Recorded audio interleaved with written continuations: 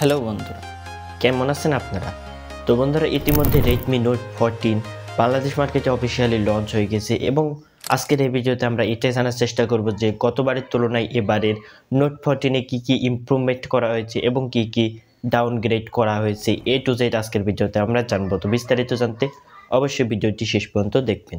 তো বন্ধুরা, প্রথমেই আমরা এই ফোনটির ডিসপ্লে নিয়ে বলবো যে নোট 13-এর তুলনায় নোট 14-এ কী ইমপ্রুভমেন্ট করা হয়েছে। তো নোট 13-এর তুলনায় নোট 14-এ খুব একটা বেশি মেজর পরিবর্তন ডিসপ্লেতে আপনারা লক্ষ্য করতে পারবেন না। শুধুমাত্র ডিসপ্লে প্রোটেকশনের দিক দিয়ে কিছুটা ইমপ্রুভ হয়েছে নোট 40-তে। নোট 40-তে আপনারা কর্নিং গরিলা গ্লাস 5-এর প্রোটেকশন পাচ্ছেন ডিসপ্লেতে, আর নোট 13-এ ছিল কর্নিং গরিলা গ্লাস 3-এর প্রোটেকশন। শুধুমাত্র এটাই ডিসপ্লের দিক দিয়ে মেজর পরিবর্তন হয়েছে এবং বাদবাকি বিষয়গুলো সেম টু সেম রয়েছে নোট 13-এর মতনই। এখানে আপনারা একটি ফুল এইচডি প্লাস অ্যামোলেড 120 হার্জের প্যানেল পাচ্ছেন, 1800 স্পিক ব্রাইটনেস রয়েছে যেটাও নোট 13-এর মতনই সেম।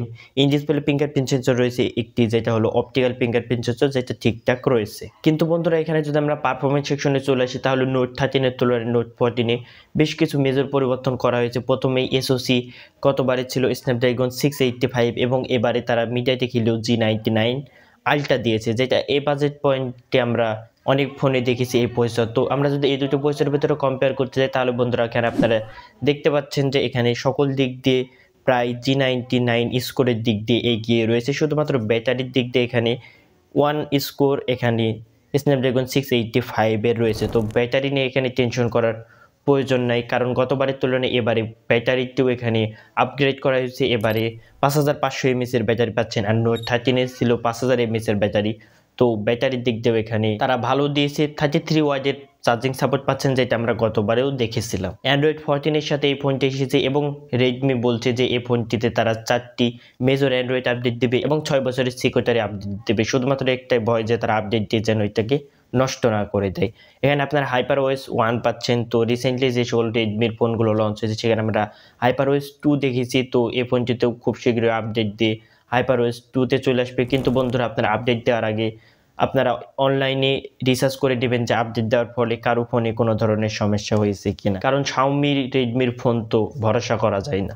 কিন্তু বন্ধুরা, এখানে আমরা ক্যামেরা পার্টে চলে এলে গতবারের তুলনায় এবারে ক্যামেরার দিক দিয়ে ডাউনগ্রেড করা হয়েছে। এখানে আপনারা আপগ্রেড দেখতে পাবেন না। এবারে আপনারা 108 মেগাপিক্সেল মেইন ক্যামেরা পাচ্ছেন, এবারে আপনারা আলট্রা ওয়াইড লেন্সটি পাচ্ছেন না। গতবার 8 মেগাপিক্সেল একটা আলট্রা ওয়াইডও লেন্স ছিল, তারা এবারে আলট্রা ওয়াইড লেন্সের পরিবর্তে দুটো 2 মেগাপিক্সেল করে ইউজলেস ডিপথ এবং মাইক্রো সেন্সর দিয়েছে। তো এটি এখানে ডাউনগ্রেড হয়েছে। কিন্তু সেলফির দিক দিয়ে গতবারের তুলনায় এখানে আপগ্রেড করা হয়েছে। 20 মেগাপিক্সেলের সেলফি পাচ্ছেন, গতবারে ছিল 16 মেগাপিক্সেল। আর ভিডিও কোয়ালিটির দিক দিয়ে সেম টু সেম রয়েছে। 1080p-তে ভিডিও শ্যুট করতে পারবেন। তো এখানে মিডিয়াটেক হিলিও G99 এই প্রসেসরটি 2K পর্যন্ত সাপোর্ট করে। তো এখানে যদি 2K দিত তাহলে ভালো হতো। এবার সেগমেন্টের যে কম্পোজিটরগুলো রয়েছে সেখানে আপনারা 2K-তে পর্যন্ত ভিডিও সাপোর্ট পেয়ে যাবেন। তো এই দিক দিয়ে কিছুটা পিছিয়ে থাকছে। আর কানেক্টিভিটির ক্ষেত্রে এখানে আপনারা ডুয়েল ব্যান্ড ওয়াইফাই, ব্লুটুথ 5.3 পাচ্ছেন, গতবারে 5.1 ছিল। NFC সাপোর্ট পেয়ে যাচ্ছেন, আয়ার ব্লাস্টার পাচ্ছেন, ডুয়েল স্টোরিও স্পিকার আপনারা পাচ্ছেন এই ফোনটিতে। 3.5mm অডিও জ্যাকের পোর্টও পাচ্ছেন, তবে এটি উপরের দিকে দেওয়া রয়েছে। তো উপরের থেকে আপনাদেরকে 3.5mm অডিও জ্যাক কেমন লাগে অবশ্যই কমেন্ট করে জানাবেন। ফোনটিতে আপনারা দুটো ন্যানো সিম ইউজ করতে পারবেন, SD কার্ড ইউজ করতে পারবেন না। এই ফোনটি মোট তারা 4টি কালারে লঞ্চ করেছে, যে 4টি কালার আপনারা স্ক্রিনে দেখতে পাচ্ছেন। আর এর প্রাইস নিয়ে বলতে গেলে এই ফোনটি অফিসিয়ালি 23,999 টাকা, অর্থাৎ 24,000 পেয়ে যাবেন 628GB ভ্যারিয়েন্ট, আর 26,999 টাকায় পেয়ে যাবেন অর্থাৎ 27,000-এ 8/256GB ভ্যারিয়েন্ট। তো এখানে 8/256GB ভ্যারিয়েন্টের দামটি এখানে তুলনামূলক তারা একটু বেশিই রেখেছে। তো 8/256GB যদি 24,000-এ পাওয়া যেত তাহলে রেডমি নোট 14-এর যে অফিসিয়ালি যে সকল কম্পিটিটরগুলো রয়েছে তাদের সাথে হেড টু হেড কম্পিট করতে পারতো।